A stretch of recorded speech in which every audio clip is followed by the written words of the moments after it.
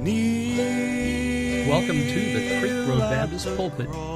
These weekly podcasts feature expository messages delivered to edify the soul. Now let's join Pastor Dave as he presents this week's message. So today, John chapter 2. I'm going to be in the Gospel of John this Easter season. Gospel of John chapter 2. John's Gospel presents us with some very interesting. Well, John is interesting. No matter how you slice John, you're going to come away with a wow factor.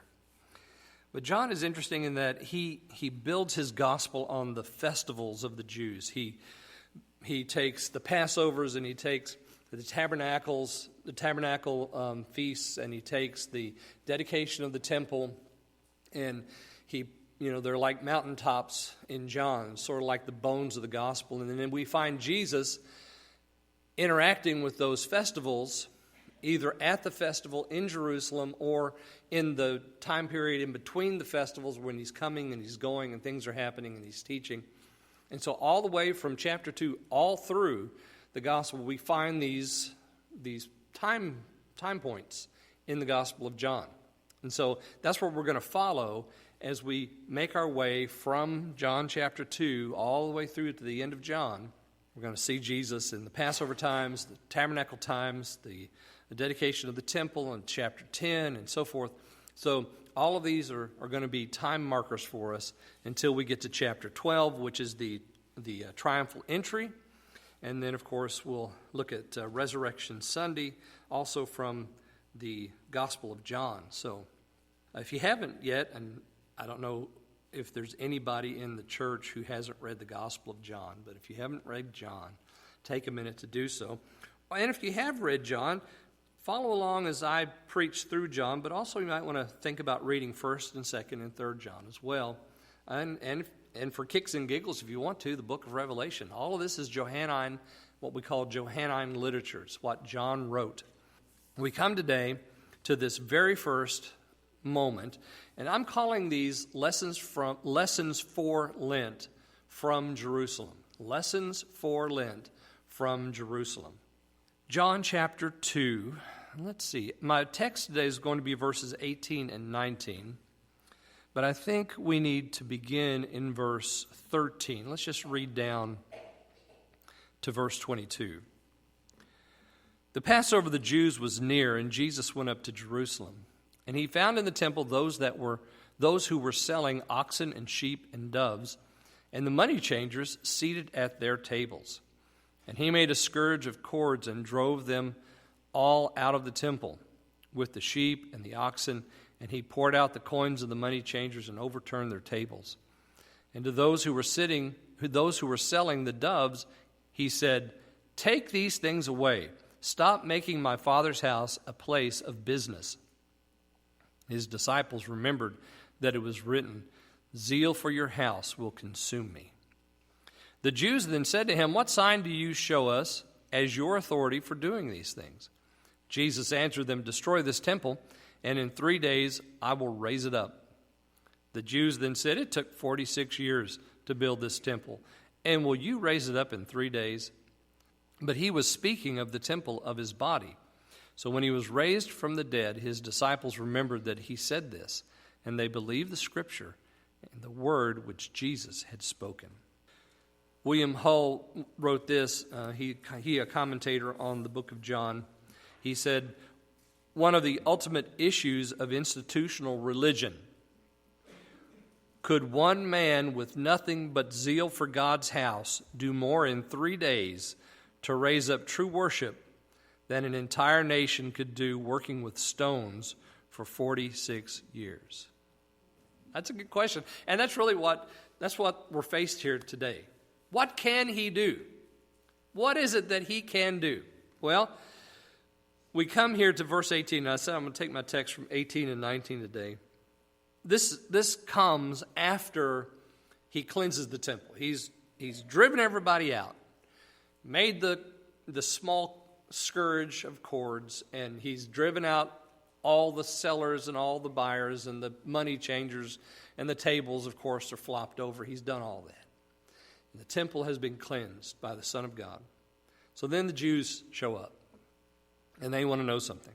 The Jews answered the Jews and said unto him, What sign showest thou unto us, seeing that thou doest these things? Look at this question, what sign? And I asked myself, why is it that we are so affected by signs? The Jews always wanted one. They wanted a miracle for Jesus to register his bona fides with them so that they would listen to him, because if he's not going to do a sign, then they're not going to listen. Matthew explains the need for a sign in Matthew chapter 16. I want to turn there in just a second. But notice, they don't want to listen to him, but do they ever want to listen to him? They didn't think he could do a sign, and so they asked him for a sign. That's why they wanted a sign, because they knew he couldn't do one. But really, what did they have already? They had a sign.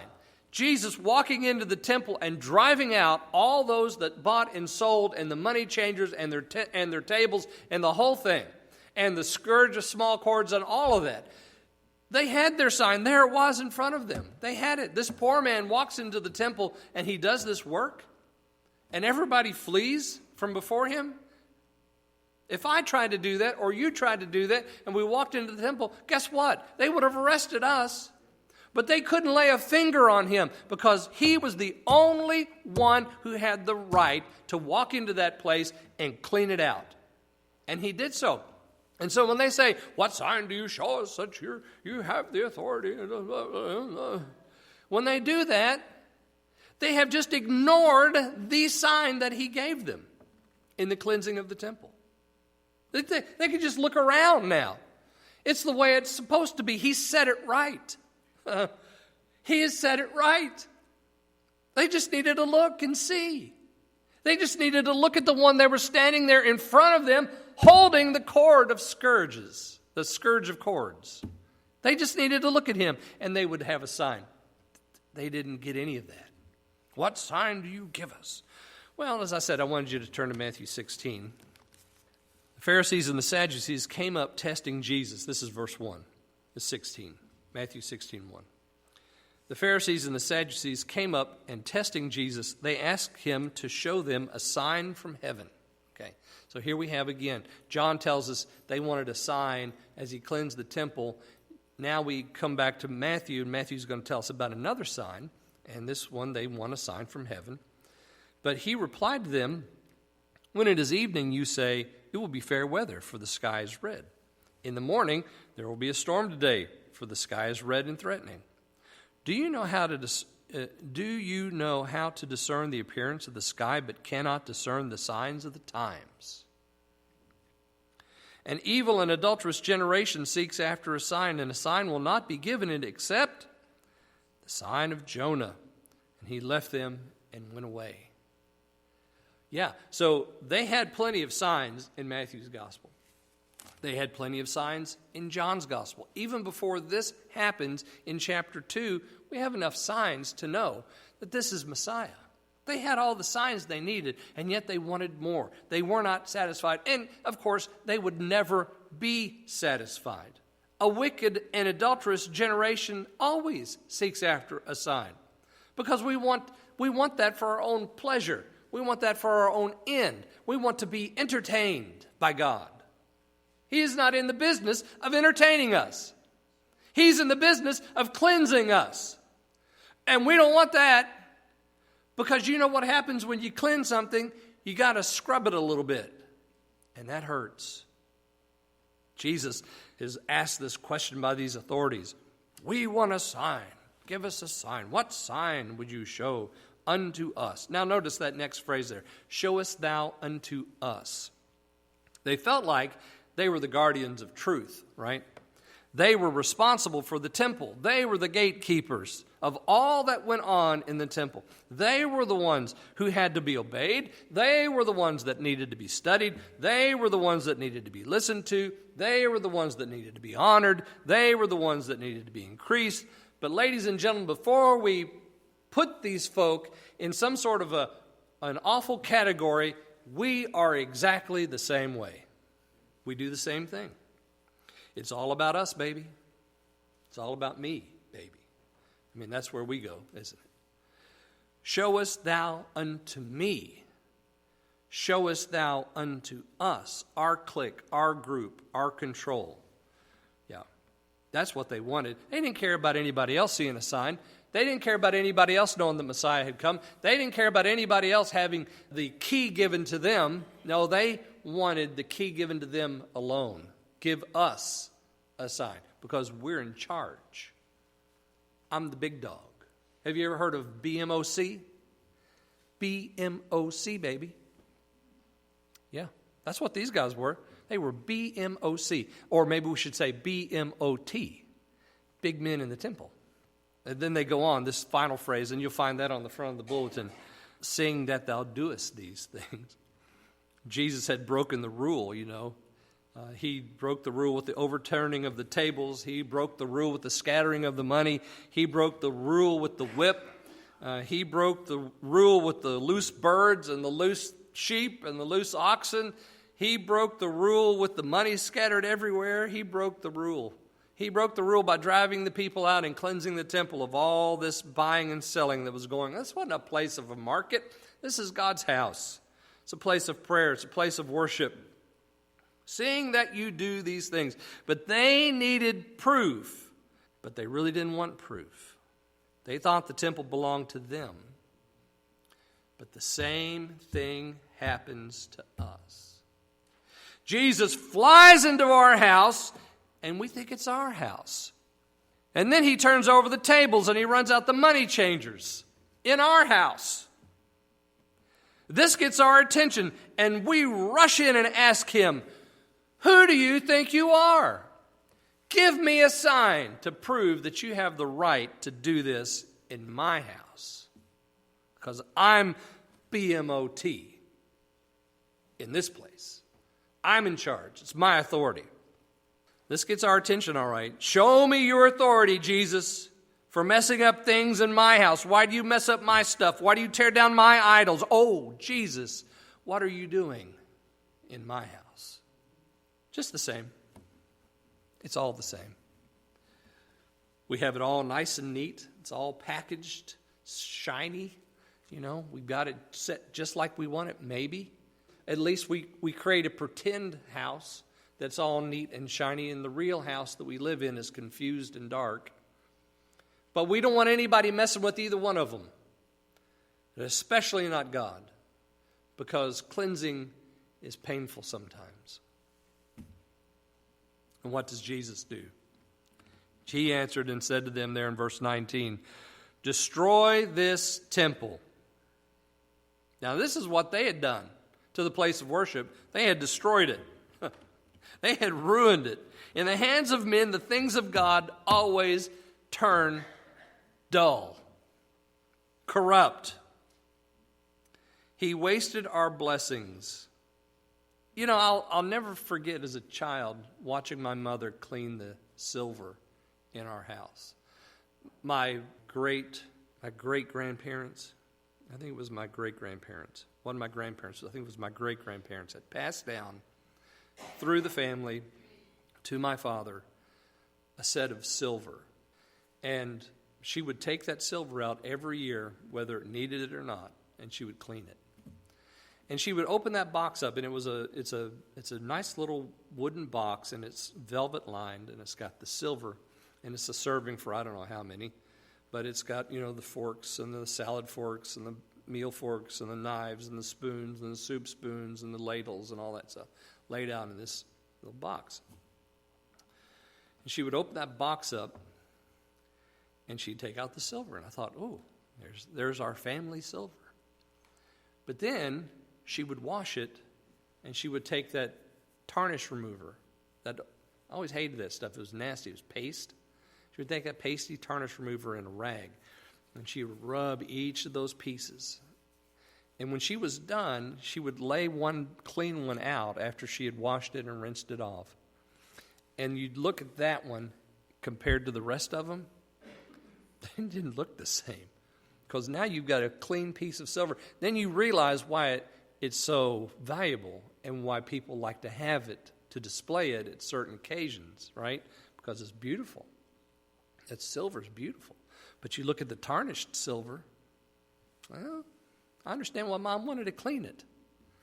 And don't you know that the Lord looks at our silver and it's gotten tarnished because of our thoughts, because of our words, because of the things that we've done, because of our uncontrolled spirits and souls that we've allowed to get corrupted and tarnished by the world. And he looks at that and he says, time for a cleaning, time for a cleansing. Yeah, and he pulls us out, opens that box up. We never said go ahead and do it, but he wants to do it anyway. So he takes it out. He takes the cleaning stuff, that nasty old stuff, and he starts rubbing it down. And all the time, we're like, I don't want this to happen. I don't want this to happen. I don't want this to happen. But when he gets done, we're like, oh, I'm glad this happened. Because now suddenly we have this beautiful piece of silver that's been cleansed of all the tarnish and all the rust and all the whatever stuff gets on that metal. And it's glorifying to God. That's exactly what he's doing in us. And so when he jumps into our house and he pulls out our silver and he begins to clean it up, and we don't like it, we ask him the question, what sign do you give? And here's the sign. He says, destroy this temple, and in 3 days I will raise it up. Yeah, in the hands of men, things of God become corrupt. We waste our blessings and consume his goodness on our own lusts and passions. But what we have when he says destroy this temple is a statement to present the glory of God to a people for whom the glory had departed. It's the same thing that he does to the church. He comes in and cleans us up so that the glory of God might return. This is an accusation also, not just a statement to present the glory of God, but an accusation about their care of the things of God. They hadn't cared about the things of God, and that's why it had all gone to tarnish. They had let it go. Just like my mom, she would wash all that stuff and get it bright and shiny and beautiful, put it back in the velvet box, close the lid, and put it back in its place. And if we didn't use it, she didn't look at it. She didn't clean it again until the next year came around, usually sometime around Thanksgiving. She'd take that box down and clean it up. Yeah, Jesus makes a statement about the glory of God, and then he makes a statement also as an accusation about their care of the things of God. And I think he would say that same thing to us today too. But not only is it an accusation and a statement, this is also a prophetic word about the resurrection and what they would do to advance it. You destroy this temple. It's an accusation because they had destroyed God's temple, but it was also prophetic because they would destroy God's temple. And actually standing there in that place before them that day was the true temple of God, Jesus himself. Because in him dwelled all the fullness of the Godhead bodily. There was more glory in every ounce of that human named Jesus than there was in that entire temple. And so he said, destroy this temple. Yeah, they didn't understand that. But they were going to do it. They had already done it to the physical temple. They were going to do it to his body as well. But that was okay, because that was how he was going to clean off the tarnish. And in 3 days I will raise it up, he says. This is a promise of hope. Now, while we are guilty of ruining the things of God sometimes, Jesus is able always to restore them. This is the sign of Jonah, as we had there in Matthew's gospel. They're not going to get a sign except for one. That is the sign of the prophet Jonah.